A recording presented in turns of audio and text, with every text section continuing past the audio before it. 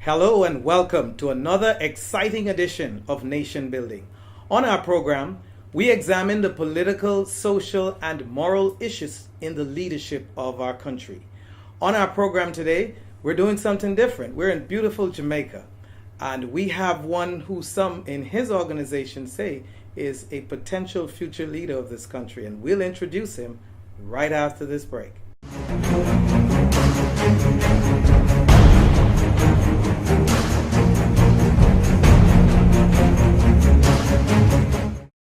What is a promise? A promise fulfilled can mean so much. A bond, a commitment, a yes in a world of maybes. We made a promise to you, and we delivered. Our superfast LTE network is now on every island, and every day we invest in local communities and technology. Because our promise is our guarantee. And now we promise, our best is yet to come. Alive, believe in best.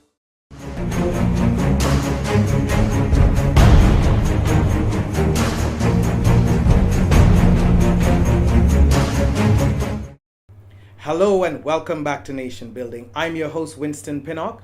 On our program today, we have the privilege of having the former Minister of National Security under the PNP administration, Mr. Bunting.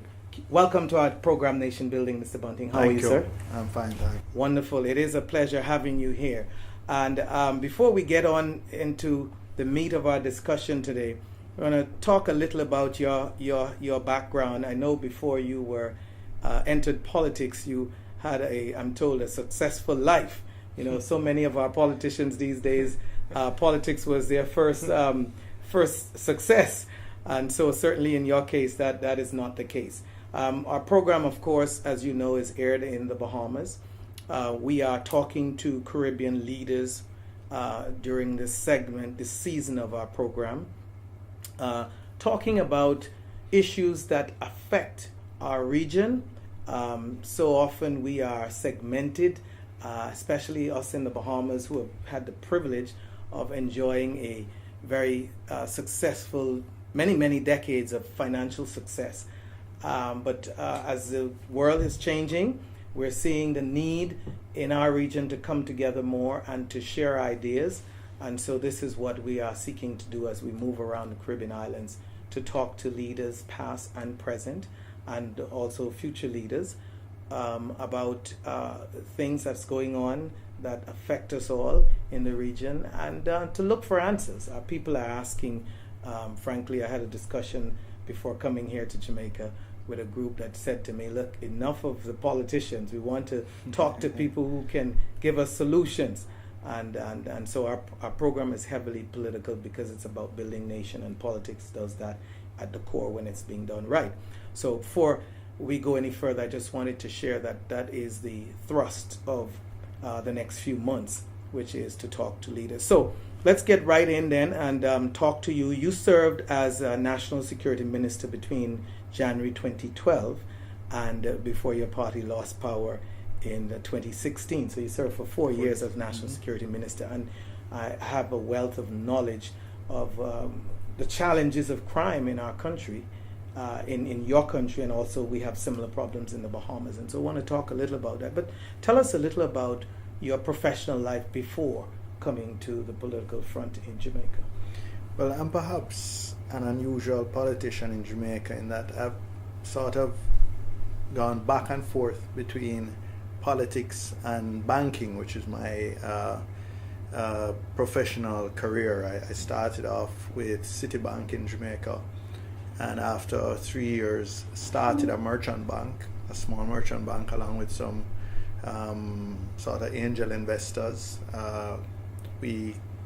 I sold my equity, my sweat equity in that, and started another company called PeterBunting and Golding, which was a boutique investment bank. We grew that to a point where we were able to sell it to Bank of Nova Scotia in 2006, and that sort of gave me a independent financial base to come back into politics full time. I became an MP and General Secretary of the party. And even today, I still maintain an interest in another financial company, Proven Investments, which today has a wealth management subsidiary in Jamaica, a pension fund management subsidiary. We have an international bank in the Bahamas, not in the Bahamas, in St. Lucia. It's called Bank of St. Lucia International. We're doing or maybe you should bring one to the Bahama branch of it. I actually hope that, maybe in the next couple of years when you interview me again, if I have that privilege, we can talk about an investment by then that we'll have made in the Bahamas. We've actually had one eye on the Bahamas as a potential for potential expansion. We're now seeking regulatory approval to go into Cayman and Bermuda. We're acquiring a financial advisory firm there, and we also have a small footprint in Panama.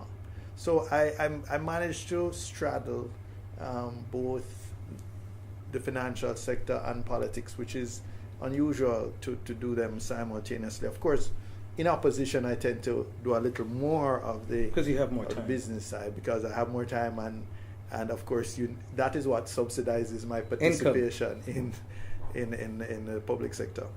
Interesting that you pointed out, and I want to be very specific today, especially in our country. We have a lot of young people interested and participating in the political life of our country, which is good and healthy. But quite often you find that most of them don't understand the demands, financial demands, that is necessary to survive in politics. And so I found it interesting. And so I want to just add a little more meat on the bone for me. Okay. When you talk about 3 years in banking and then into an investment, if you can help for the sake of those watching who are thinking about having a passion for serving their country, but also need to understand the importance of finding their way financially so that they can have a foundation. How did you move so quickly, 3 years in banking too? Well, 3 years in banking, 3 years at Citibank, and then I moved from Citibank to start an investment bank. Again, I was still full-time in banking, but now in a more entrepreneurial role. Rather than being employed as a manager, I was the managing director of this small boutique startup. So how many years did you work as an employee before? Okay. Right. Well, that's interesting. I probably worked 6 years. 3 years as an employee, and then 3 years as an employee but small partner, because I was earning a sweat equity in the new venture, which was called Manufacturers Merchant Bank. And after about 6 years in total, since it's returning home from university, I went into the public sector, first to run the National Investment Bank of Jamaica, which was a public sector investment bank in charge of the privatization of government entities.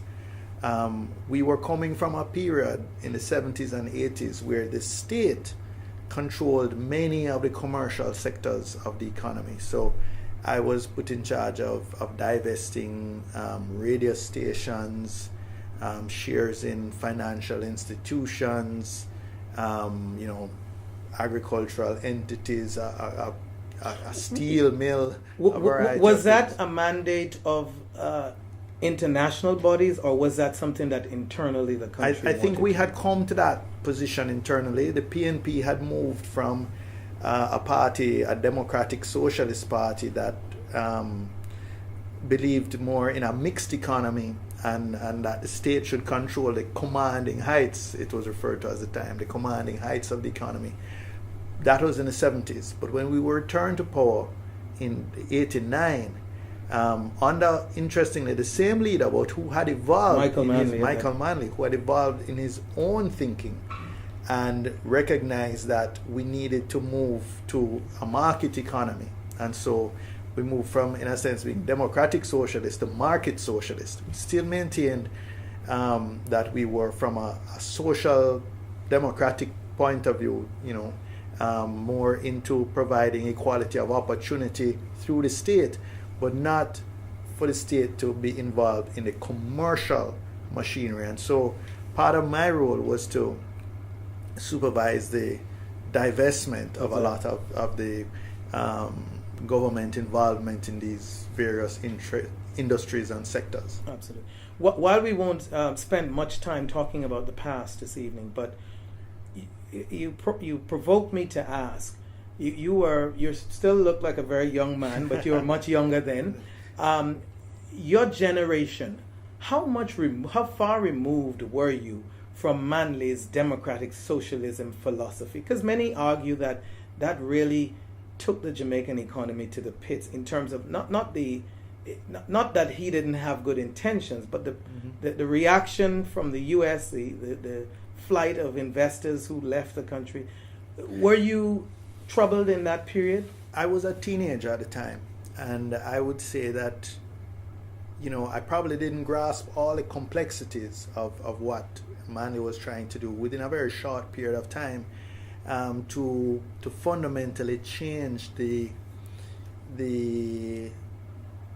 socioeconomic makeup of the society. And perhaps he went too aggressively, perhaps more quickly than the finances could afford. Announcing free education, for example, at all levels, was something that we struggled during a time when you remember there was the oil crises of the 1970s, of the late 70s, and Jamaica was literally pilloried by that, and we were in a Cold War kind of environment where Michael was trying to develop a new sort of paradigm of South cooperation and very friendly relations with Cuba, which upset the United States, and we were one of the first countries, for example, to have established diplomatic relations with communist China at the time. So we were, in a sense, caught up in a whole set of forces that we could not, or we did not anticipate how that would impact. And I think, although from a social legislation point of view, and the whole sense of giving Jamaicans, black Jamaicans in particular, a sense of identity and a sense of ownership in the society, I think that was successful. Obviously, on the economic side, it was much less successful. And some would say a disaster. Well, I mean, so that some argue opposing views, but the point is made. What led you, as a young university graduate, to the People's National Party in Jamaica? Why not the JLP? Well, precisely because of the what I thought Michael Manley represented. It was really about an empowerment of the average person. Michael came from that small fraction of the elite who were conscious enough to want to use their privilege to serve the average Jamaican. And I saw that as contrasted with the other party, who were more interested in serving the privileged classes, and that had been the traditional difference. So I was very much I want to say radical, but as if you're a young person and you're not a socialist at heart, then something is wrong with you. So I sort of followed that. I mean, there was a lot of other things going on. There was a Black Power movement in the United States. You will recall in the late 60s and early 70s, starting with all the civil rights movements and the Tommy Smith raising the fist at the 68 Olympics and coming right up. And I was, a child in 8, 10, 12. But being impacted by that whole era. Impacted by that whole era. Interesting that 4 decades later, we still have Bernie Sanders in the U.S. elections just over a year ago, a year and a half, almost 2 years ago, would have represented somewhat a similar movement. Very similar, actually. To what, and some say the Democratic Party in America fell because of the fact that Sanders was not successful in defeating Clinton. So the point I'm making is that it seemed as if every generation faced the same crisis in some regards. And have we learned? But what I think is that it's sort of like a pendulum, and it swings back and forth. If you spend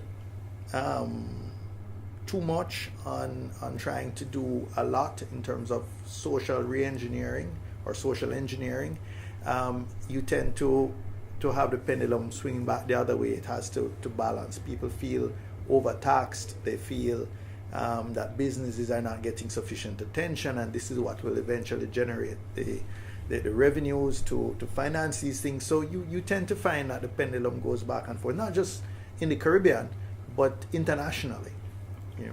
So, and my point was, before we close the segment, do you think your generation, who is now many of you in the upper echelon of the political leadership in the country, in your country, have you learned the lessons of the 70s? I think so. And if you look at our last administration, which, although it was led by Portia Simpson Miller, who was seen as perhaps one of the last of the populist leaders in the Caribbean, she was very fiscally conservative in that period, 2012 to 2016, and it actually gave us the base for a turnaround in our economic fortune. So you see our debt has been on a downward trajectory. Mm-hmm. Our unemployment rate is falling, our poverty rate is falling, our growth still anemic but at least positive. And people generally have a much stronger outlook from that foundation. And this, as I said, came from one of traditionally someone who would have been regarded as one of the most populist leaders. Wonderful. You're watching Nation Building. I'm your host, Winston Pinnock. We'll be right back after these messages.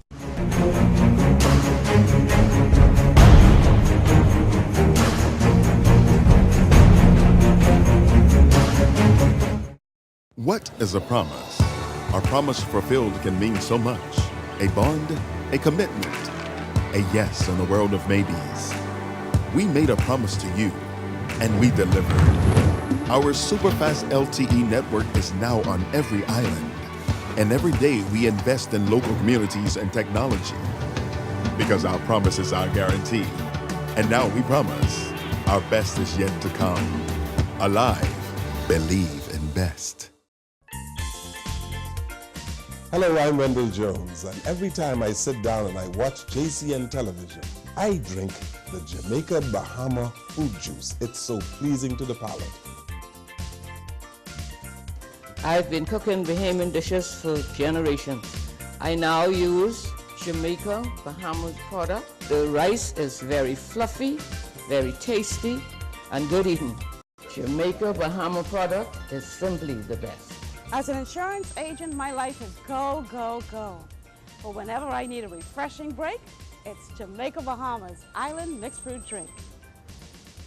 Good. Hi, I'm Debbie Bartlett from GEMS 105.9 FM. The effect that Island Junkanoo Juice Medley has on me is exhilarating.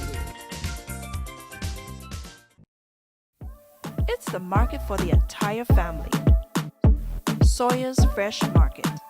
Bahamian owned and operated, Sawyer's is known for the lowest prices on meats, produce, fresh fruits, and vegetables. Check them out on Facebook and the Freeport News to find out all of their weekly specials and their monthly blowout sales. Sawyer's Fresh Market. Your grocery bill just got lower. Who said you can't get great quality products at an affordable price? If you want the best quality food products at the most affordable prices, you must pick up the Jamaica Bahama brand of fine quality products at your favorite food store. Products like Jamaica Bahama Coconut Water, the most healthy and refreshing drink on the market. Jamaica Bahama Fruit Punch, the only fruit punch in the Bahamas made from real fruit. Jamaica Bahama coconut milk, green pigeon peas with coconut milk, condensed milk, kidney beans with coconut milk, corned beef, green pigeon peas, mackerel, and corn. Jamaica Bahama's fine line of products is available at all your favorite food stores and convenience stores nationwide. Telephone 351-8282 in Freeport and 341-4091 in Nassau. I don't wanna win. No, no, I don't wanna wait.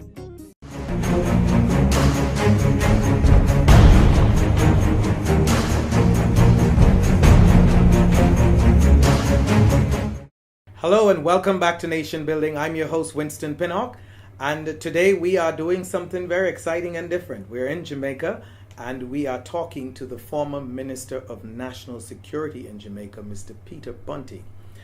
Mr. Bunting, you have a very distinguished career in banking, and you obviously made a name for yourself before entering politics. I'm not sure if, for the sake of viewers tracing your history, if we answered the question of the transition from your banking career to politics in terms of what happened specifically. Well, the truth of the matter is I think I probably transitioned into representational politics too early.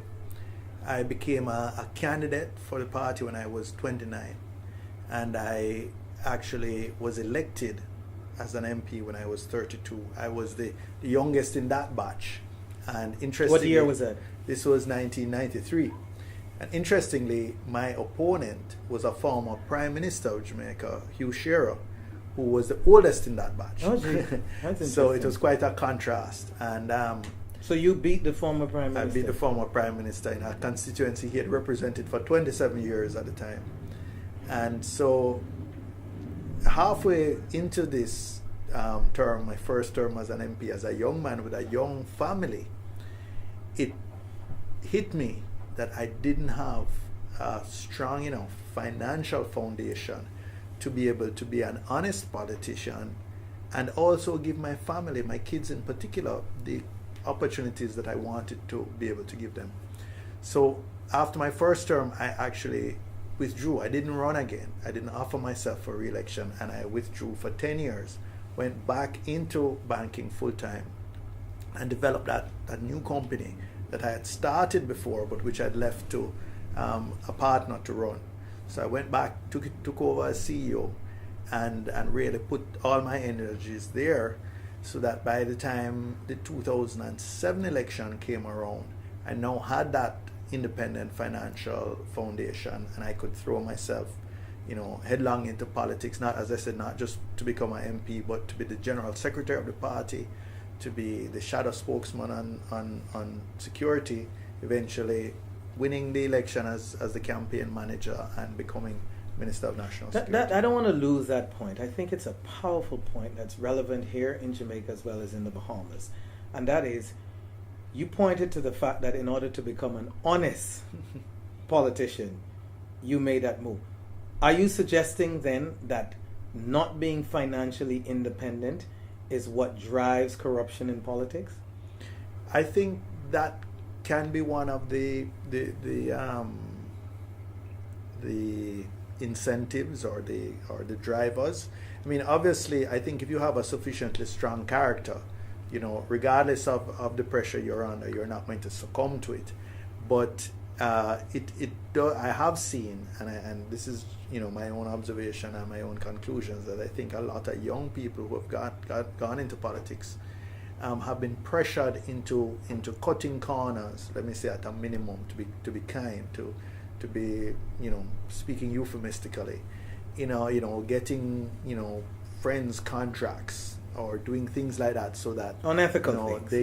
they can get support from them, and often gets them into trouble. And so if young people today ask my advice, having been someone, as I said, who had been very young as a constituency caretaker and candidate, I discourage them from offering themselves for representation too early. I said, you can be involved in politics, you can support your party, you can support candidates, you can do stuff behind the scenes, or even on the road or on a political platform. But when you go offer yourself full-time into representational politics, it should not be as a business. You don't do politics as your business or as your profession. You come from a base of already having been successful in business or in a profession, and then having established yourself independently there, you can now give something back. Quite interesting. You talked about being a family man. you have a wife and how many children? Well, I've been married a few times, Okay. So I'm not sure if I'm the most successful example, but I'm married now and I have 4 children. Okay, you have 4 children. And so I wanted to just get the point of the family, whole family involvement and the demands on you.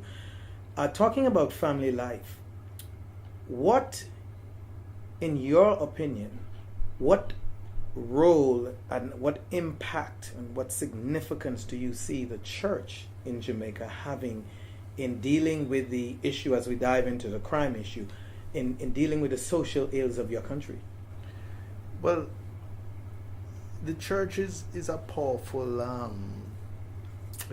social organization, the most powerful social organization in Jamaica. The membership of the church outstrips that of political parties, outstrips that of basically any other organization.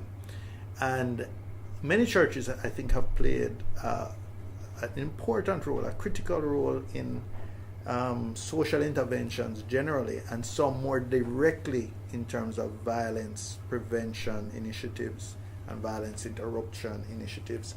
One of my programs as minister was called Unite for Change, and it was really about building a coalition between public sector bodies, the Ministry of National Security, the police, the other security forces, the army, and private sector civil society organizations, of which the church was a key element of that. And we had, I think, some considerable success. In fact, the year after we launched it and really got it going was perhaps the year that we've had the lowest rate of violent crime in about the last 2 decades. So I believe that sort of broad partnership is really what is necessary to successfully combat violent crime. It's not just security forces sort of responsibility. And I think if we do that, if we say, look, it's just the police or the police with the support of the army, the Coast Guard, whatever, then I think we let all the other actors off the hook, because we didn't get where we are just because of the gangs and the narcotics trafficking and stuff, which is important, but it's because there was a fertile audience for them, or a fertile ground for them to take root in, and that came from failures or weaknesses at the level of family, at the level of school, at the level of community, at the level perhaps even of church and other civil society organizations. But Minister, you, looking back, you had 4 years and you implemented programs such as that you pointed to work with the church. Why was that not continued to continue to reap the benefits, seeing that you said it was, after all, an impactful program that reduced crime to one of the lowest levels in decades? Why not continue? I think it was a casualty of the change of administration. And, the one thing I appealed to my successor, because in the transition, I sat with him just like we're sitting down now and spent an evening, and one thing I tried to impress on him, you want to do your own thing and you want to, but there's just carry this initiative forward, and I will support you 100%. And he didn't listen. And violent crime increased by about 35% in the couple of years after the transition. So, it's one of these, I think, the stops and starts of many policy initiatives, not just in crime, so but it's a lack of continuity, finance, etc. I think and many people in our region, and certainly in our country, in the Bahamas, say that people like yourselves in leadership, in politics, really is the problem, in that you fail to have continuity with things that work, and you pay more attention to political expedience as opposed to not being nationalist at heart in doing what is best. Do you think party politics and the culture of party politics is a major destructive force in our region? I think that can be argued. I think the points you've made, that the competition has tended to be more about gaining power, and then secondarily about moving the country forward.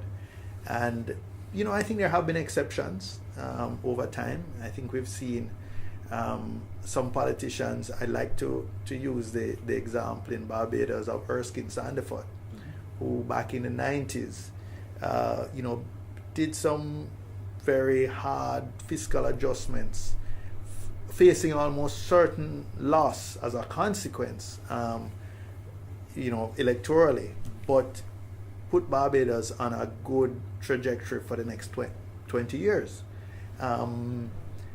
He may have been turning in his grave in the last few years. I was going to point out that Mia Motley has now inherited a mess, it seems. But because that was not followed in the last few years. So again, there's another example of lack of continuity. Right, but it did last for it had a good run in Barbados. But what it shows is that even in a highly educated population like Barbados, we're still vulnerable.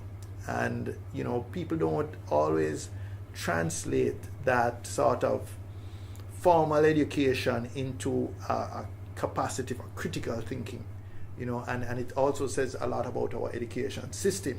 I think we've been very much driven by the old curriculum-based education system, and we carry people to do their CXCs, we prepare them for that, but we're not really teaching them how to learn and preparing them to be good citizens and developing their critical thinking skills, so that they're able to separate the sort of tribal approach of politics in many of our countries.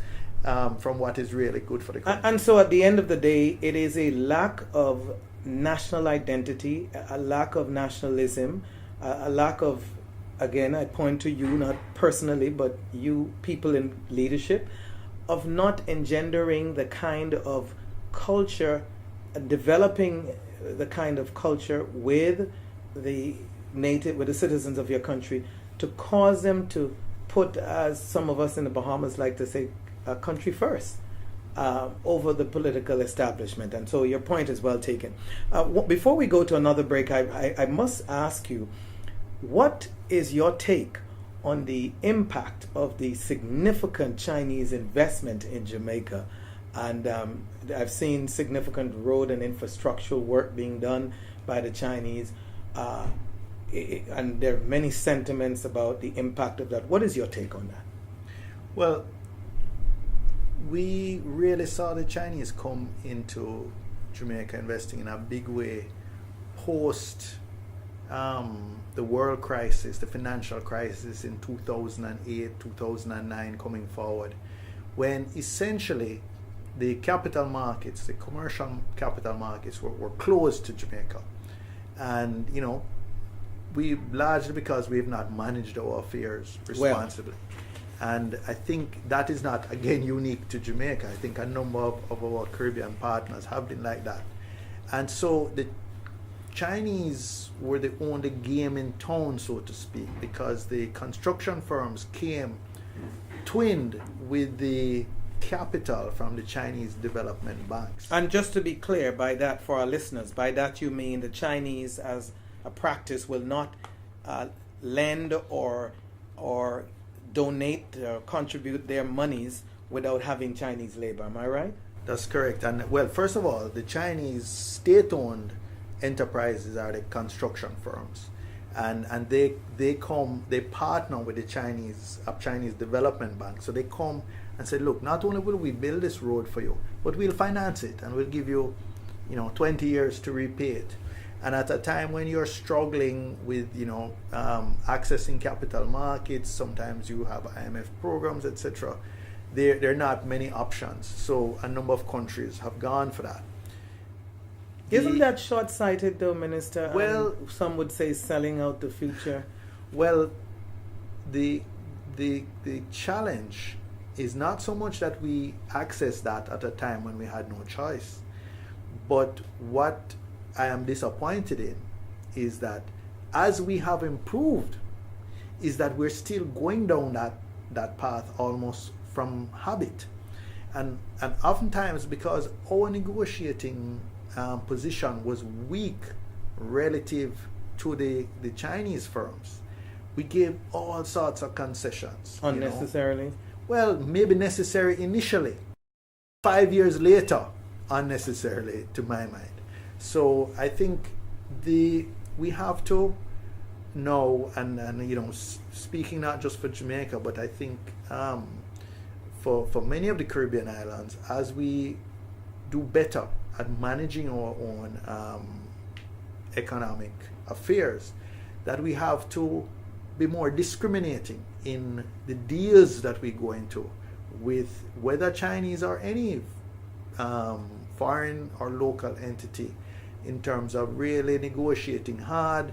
I think it's better to borrow the money separately and tender for the construction contracts and have them as two separate things, so that you can always be assured that in a competitive tender environment you'll get a better price than in a sole sourcing type of environment. You're watching Nation Building. I'm your host, Winston Pinnock, and we'll be right back after these messages.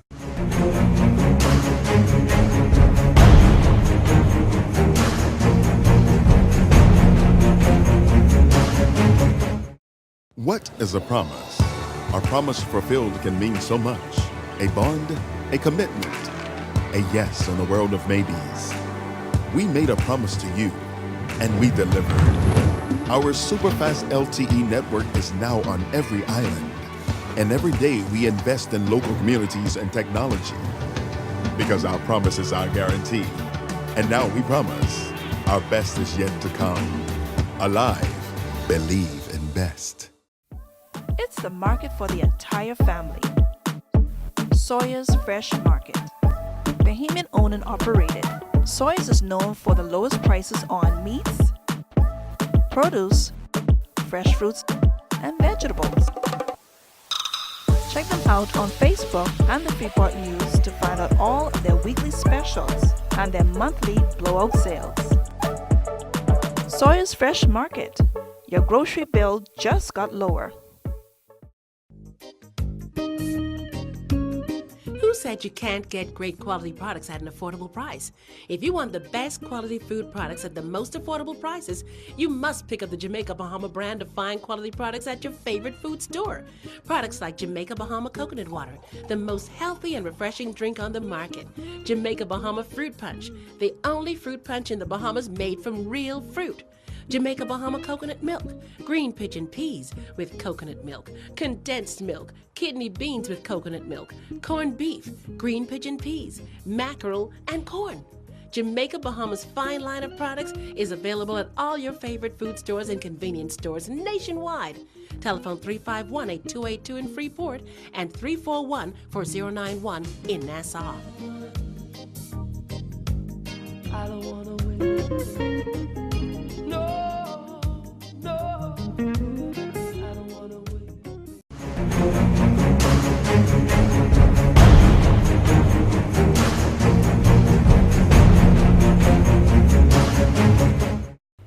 Welcome back to Nation Building. I'm your host, Winston Pinnock, and as mentioned earlier, we are in beautiful Jamaica, meeting and interviewing some of those in leadership in this country and seeking to find solutions to issues that are challenging them that also challenge us in the Bahamas. And so today we're talking to a former Minister of National Security who's still in Parliament, and talking about crime issues and other issues relevant. I must say, Mr. Bunting, provoke you with this thought. I spoke to some in your organization who have said, don't know if they go on record to say this publicly, but they have said to me, those I've spoken to, that you represent that under 60 generation that wants reform and change to the status quo and so many of the practices, some say undemocratic practices in party politics in our region. And so if that is true, it begs the question, why would you have given up the opportunity to vie for leadership in your organization at such a critical time when there's such a loud cry from that generation or grouping of people who want to see a departure, as you said earlier, from the Portia Simpson generation, charismatic leadership and all that represents, to and that age grouping as well, to a younger generation with a different mindset, if you will. And it is noted that on the resignation of Ms. Simpson Miller, Jamaica's former and first female prime minister, that you were in the runnings and highlighted as very likely to take over the party, and you simply, in my words, disappeared, surrendered that leadership challenge to Dr. Peter Phillips, who's now the leader of your party. Explain that to people. Well, two things. First of all, your contest within the party is not determined by the general population. So regardless of whether you think you might be popular in the majority of the population, it's really a delegate body, a very small, relatively small delegate body that chooses the party leader. And I think Dr. Phillips better represented what the delegate body was looking for at that time. And I recognize that. And having been General Secretary when we had a very divisive sort of toxic environment contest for the last leadership campaign, and so having seen what that can do, I decided that I thought it didn't make sense. I will allow Dr. Phillips to go forward. The consensus was that it was his time. The second thing, though, is that people go into politics, or let me put it another way, there are two types of politicians. One set who want to be something. So they want to be an MP, or they want to be a minister, or they want to be a prime minister. And another set who want to do something. And I come from really that latter school, so to speak. I am in politics because I want to make changes. I want to improve people's lives. I want to, craft new policies, new program initiatives. And so it matters less to me what the position that I hold, because I think you can lead from almost any position that you're given. And so, for example, I'm very passionate about crime and corruption, and I continue to provide leadership both in Parliament and outside Parliament on those issues, whether I am nominally the spokesman on those issues or not, because it's something that I feel very passionate about. I feel very passionate about education and the type of education that we should be offering, and combating what I call the apartheid system in education that we have, where we have really two different two different tiers of quality in our high schools, and which get very different results.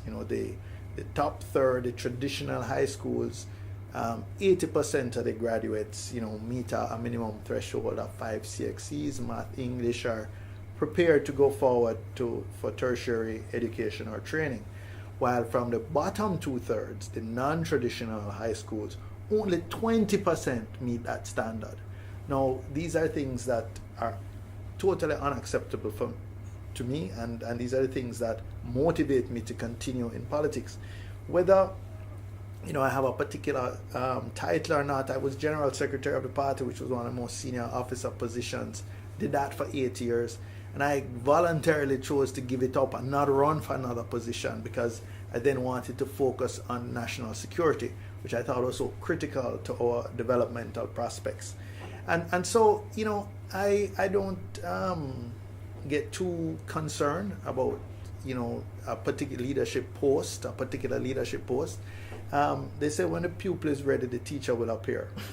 And so let's in the short time that we have see if we can get through. But I would do a disservice to those watching if I didn't follow that answer up with a quick question, which is, how do you, with a straight face, say to that generation and grouping of people who have heard this cry, it's this one time and it's the next one time? How do you say to them as a representative of that generation, a grouping, let's delay this process, when technically, if the party delegates are wrong, I'm not saying they are, but if they're wrong, you're going to sit out another 5 years out of government, and the people that you represent in your organization and in the country will have to sit back and wait for a longer time to have someone who represent their issues come forward. Well, what I would say to them is get involved so that you can have a say in choosing who you want to lead, whether at the local government level, at the constituency level, at the national level.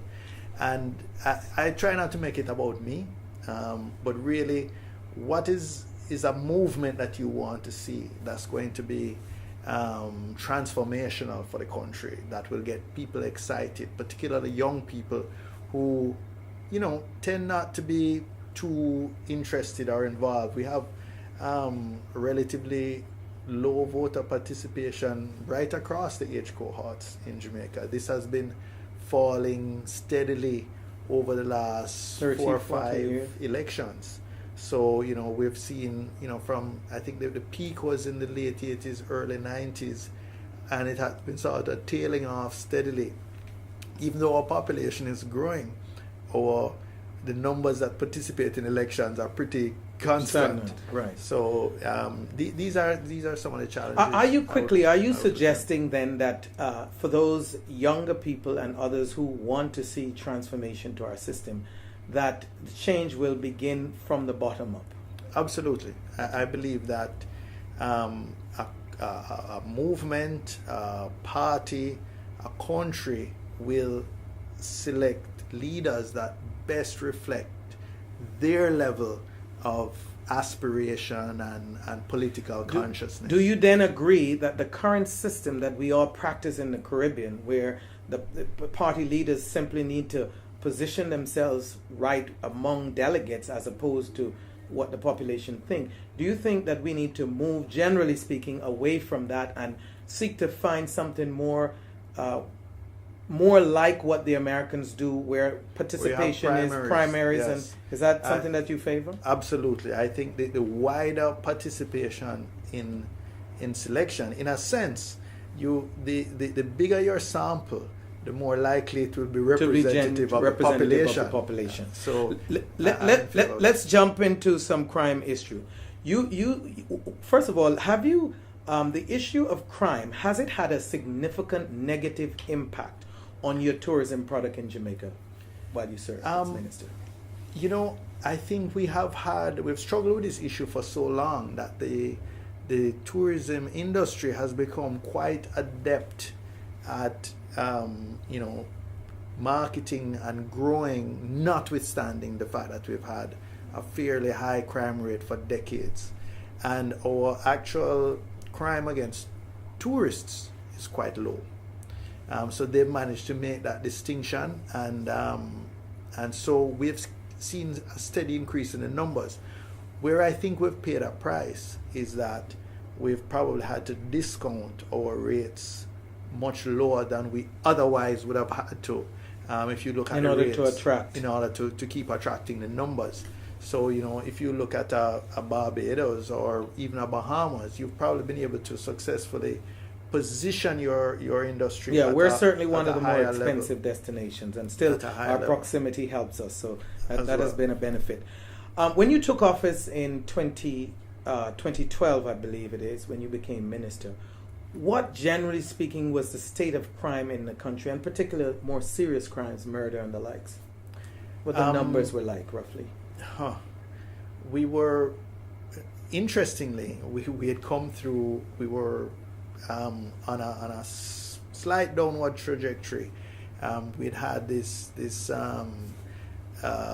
sort of trauma of the extradition of Christopher Coke. I don't know if you I'm very aware that.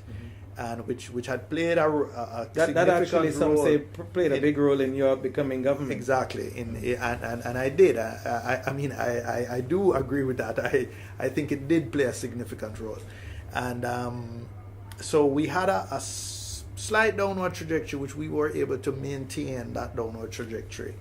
And but we not only in murder, but in all the categories of serious and violent crimes. I think we also were able to fundamentally change the relationship between the police and the citizenry. For decades, our police had been fatally shooting 300 to 400 young Jamaicans annually. Wow. And we reduced that by 70% during my time in office. We used to arrest over 1,000 young men per month for possession of small quantities of ganja. We decriminalized that and reduced those arrests by 14,000 per year. And part of that amendment to the Dangerous Drugs Act also expunged their records for those who had been convicted historically. So we were able to bring tens of thousands of young Jamaicans back into the mainstream of society, where they could apply for a visa, where they could get a job at some places that required a clean police record, etc. So, some in our country, it's a big debate that has gone on over the last year about this whole marijuana issue.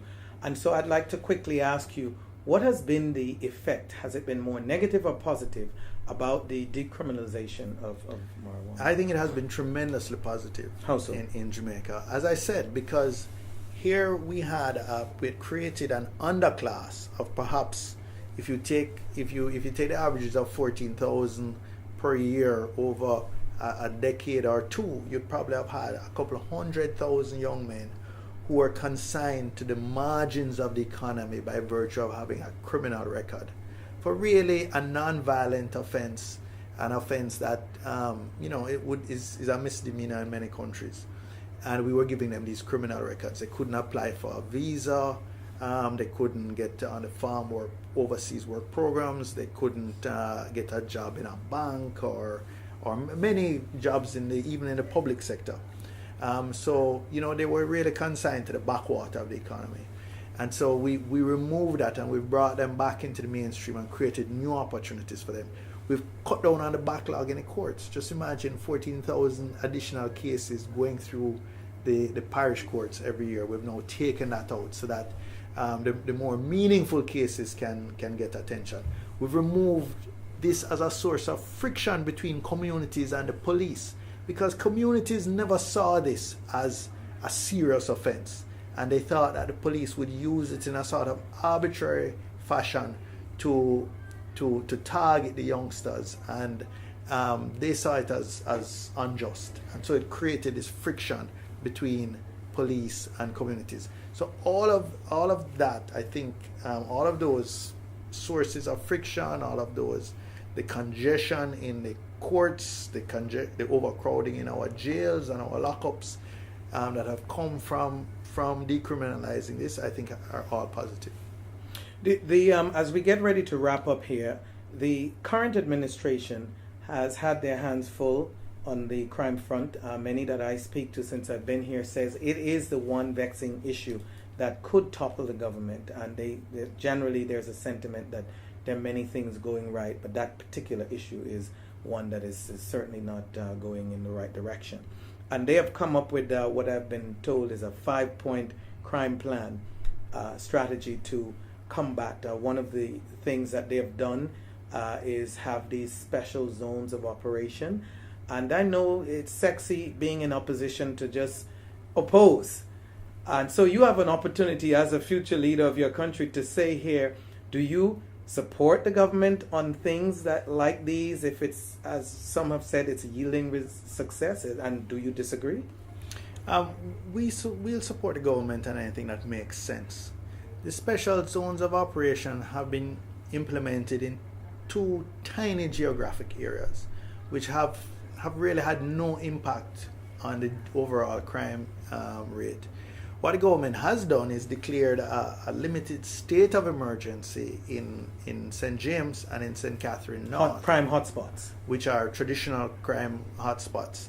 And poured a lot of resources in terms of personnel, just saturation policing in those communities, and we've seen some reduction in those communities. It hasn't really influenced the overall crime rate as much as you would think, because it has been so focused on those communities. The other concern is that it's not really sustainable, because a tremendous amount of resources have been spent in those areas. Now, I'm not knocking the government that if things are running out of control, you need to do something just to stop it. And sometimes you need that short-term type of intervention, that saturation policing. But long-term, it's really only addressing the root causes of crime that's going to give you sustainable success. We have to get into those communities, those informal communities where in Montego Bay, for example, Greater Montego Bay, 60 to 70% of the people live in communities that were started informally as squatter communities. We need to upgrade the roads, the water, the light, the garbage collection, the social services social that we provide, issues the that- schools. Until we address these root causes, we'll always be outing the flames and not cutting off the fuel. Before I let you go, I have to ask, the future of your country depends so much on your addressing the crime issue. But there's another issue, and that is the issue of international pressure. I noted quite well over the years that Jamaica has been very stubborn in some areas of international pressure. I noted the President of the United States, former President Obama, when he visited here, started to apply some pressure on your administration about this whole, under the equality banner, about moving to, for lack of a better term, provide more freedom for gays and lesbians and so forth, and LGBT community. Is that issue, which has traditionally been a very sore point in Jamaica, any future administration that you are leading or playing a significant role in, is that something that you can see yourself supporting? Gay marriage, for example, going to that extreme? Well, no, I don't think I would venture into that area. I just don't think that's a big issue in Jamaica. What I am for, though, is standing up for against victimization of anybody for who they are. I'm against violent crime.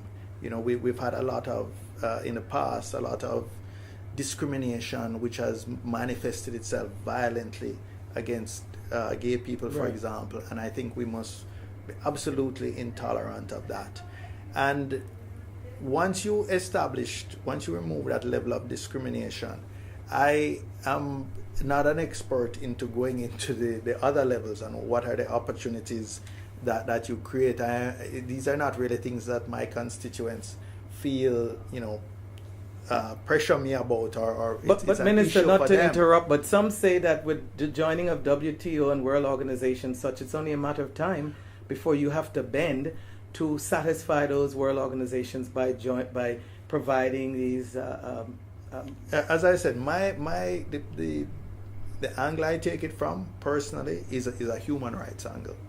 I am against discrimination. I don't think people should have to fear violent victimization, etc. And so that is the track that I take. Now, in terms of taking on the church about whether marriage is for man and woman within the sacrament of marriage, I'm certainly not going to take on that issue. I think that is, but as a leader, would you agree? And I will rest this here. As a leader, wherever you find yourself on the spectrum, wouldn't you agree that this is an issue that even now Caribbean countries are grappling with because of whatever pressure? Well, we have seen, what should I say? I think there have been a number of rulings in different countries. I think Belize, in other countries, that seem to be bringing us more in line with the New World European and the North American sort of norms, but I think we're still a far way from things like sanctioning gay marriage and that sort of thing. Well said. It's been a pleasure sitting with you today, sir. Thank you so much for joining us and sharing your thoughts on a plateau of issues that affect our country. And on behalf of all of us here at Nation Building, I want to thank you for watching this broadcast. Stay tuned, as always, and have a great week.